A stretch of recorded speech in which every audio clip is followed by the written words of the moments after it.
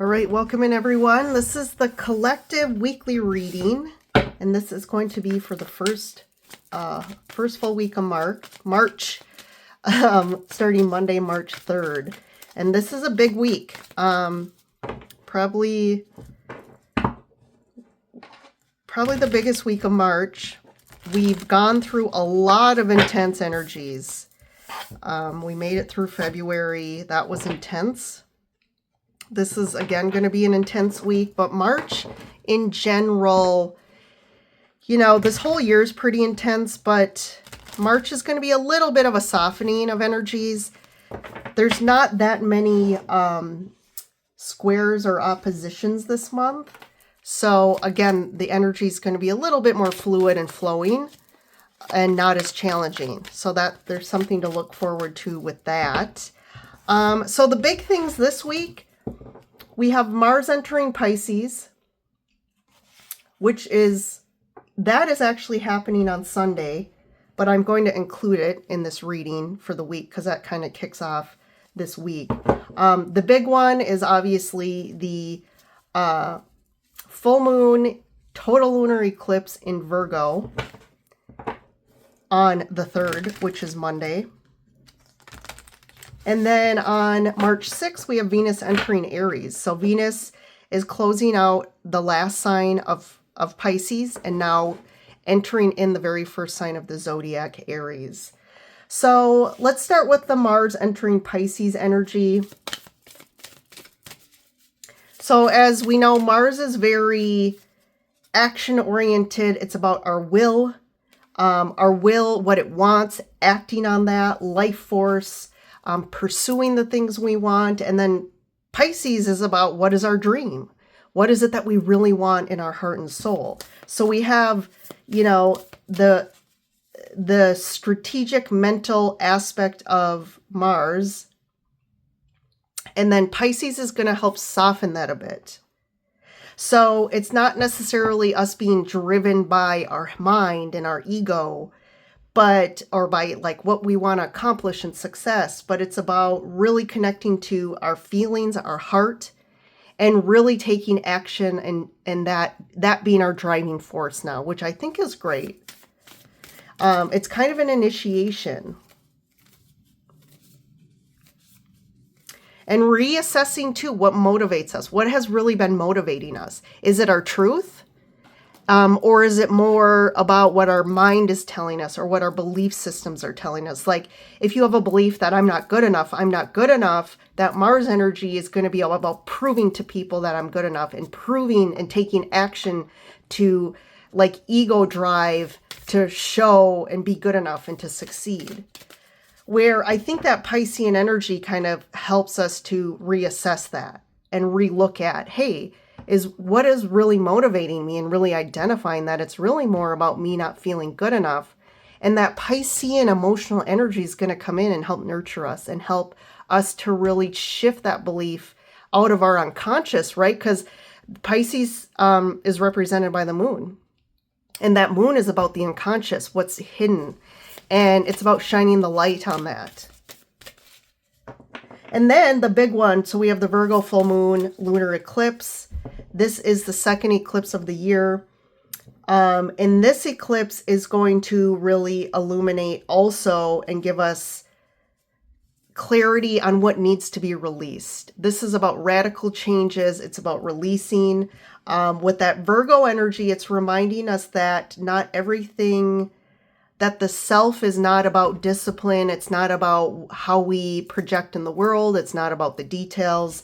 It's about really exuding our truth, exuding our authentic self, and kind of removing what isn't aligned with our authenticity.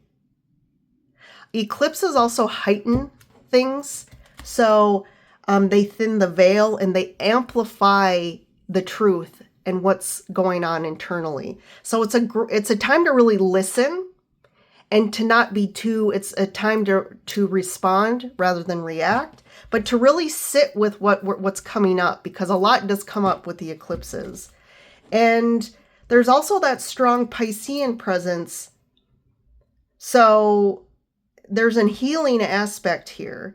So this is really interesting because was a trend coming up in the individual zodiac monthly readings so far. I'm completing, I think I'm about 3/4 of the way through, but the general trend is really about the past coming back up, about the past being revisited. And that's exactly what this lunar eclipse is doing. But it's helping us to bring closure to the past and actually finally integrate things, to shine the light on the things that we're still kind of carrying, that are still really impacting us, that we still believe is true. Or, it's really when we think of when we haven't gotten over something, it's actually there's parts of us that actually still believe they're living it, that they're still dealing with the betrayal or the people, and that we're still living in that energy. And it's a way for us to cut those cords and to actually move on. And then we have Venus entering Aries. So this is also going to feel like a rebirth when it comes to love and relationships and also finances. So, Venus and Pisces energy, it kind of can create this kind of illusory, dreamlike energy where it's almost like we don't know what's true. We're feeling a lot. We're feeling a lot of the love feelings, but that can be a time when we tend to fall in love too quickly and kind of see people through rose-colored glasses. And there's not boundaries.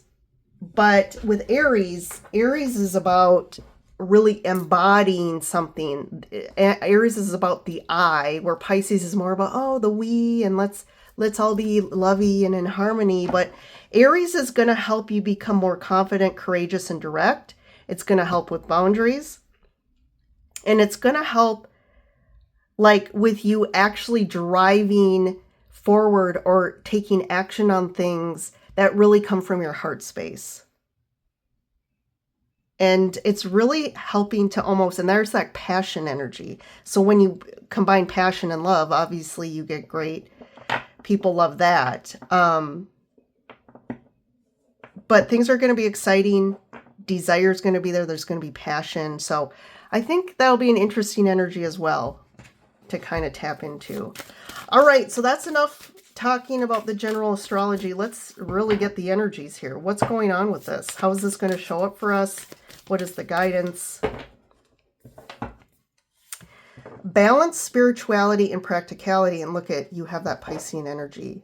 Yes, definitely. This is about, then practicality is more of that Virgo energy, right? So we have a full moon, which is very Piscean, and then you have the practicality of Virgo. So this is a great card combining Virgo and Pisces. And it's really about the spiritual and the practical, right? It's about really identifying where we are too extreme on. Are we too on the spiritual and not enough in the practical in the real world? Or are we too much in the external, too much in the real world, and we're not enough in our internal and looking at the energy space? So I think that's the key thing for this this eclipse. A new start, yes, is coming completely. That's the eclipse energy as well. Look at the bigger picture. So there's that kind of too, the past coming back, the past coming up again, because this is about looking at things from a higher perspective and not being stuck in it, right? Being stuck in the weeds of it anymore. We're not tied to the old beliefs, the old feelings. And it's like, now we're seeing it from a different perspective. And we can kind of, when we see things in a different perspective, we can kind of understand why we had to experience that or go through it, or why something hasn't happened yet. And this is where that shift is going to happen. Yes, adjustments are required. So this is about adjusting, releasing, purification, and also, right, adjusting and finding more balance here. So there's a big thing about balance coming up with this eclipse. And it's the inner and outer world coming into balance, which is going to initiate some new beginning. All right. We got the Hermit, definitely a big Hermit week. This is an introspective week. We're going to be looking a lot internally, really kind of what's going on inside me. What are these feelings? What is the wisdom trying to come through here? And look at that, the Fool. So we have to go through the Hermit. We have to go through the Hermit's path to then find this awareness, understanding, and there's where we can start a new path, release anything that's been holding us back from the new path. The Queen of Pentacles, there's that groundedness. Because the Fool is very airy, it's taking a leap of faith, it's just jumping into things, and then the Queen is about grounded. How do we do this in a grounded way? How can we create a stronger foundation in this new path? And again, I know this is the Alice in Wonderland deck, but I just noticed here's Alice, and she's here also in the back on the shelf here. So the Queen of Pentacles there's something there. What is it? It's, again, to me, it's the combo of the Fool and the Queen, right? It's the combo of that,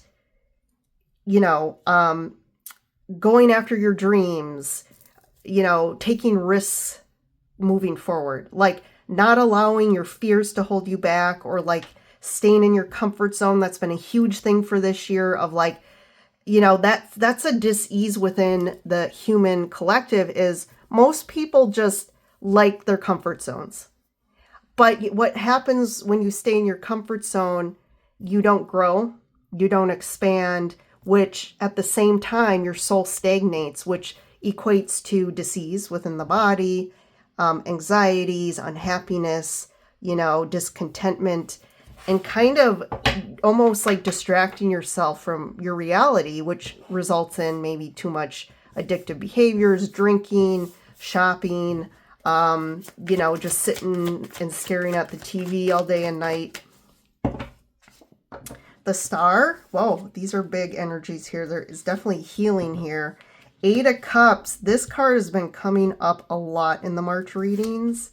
The Magician, wow. So you see here this triangle of major arcana cards, and then in the middle we have the Eight of Cups. So you walking away from something, or finally, really the Hermit, right? Really digging into your beliefs and your emotional body and realizing there's things that you have been blocking you. Once you identify this and kind of integrate it and move forward, this is what triggers the new beginning. This is the new path that's going to be very healing, and you're going towards things that you're starting to experience more things that you've always dreamt of. And this is going to bring you power. And all of a sudden, the manifestations happen very quickly. So this is a pivotal week. I think this eclipse season in general, this is what has been happening.